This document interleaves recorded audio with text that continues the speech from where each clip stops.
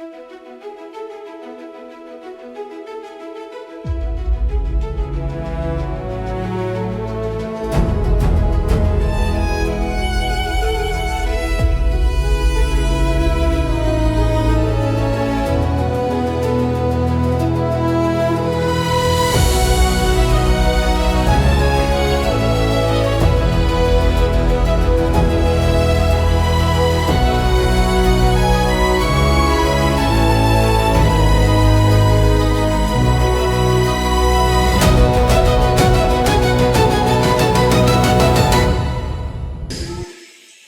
can now confirm that with 144.16 square meters, the province of Sorsogon has achieved a new Guinness World Records title.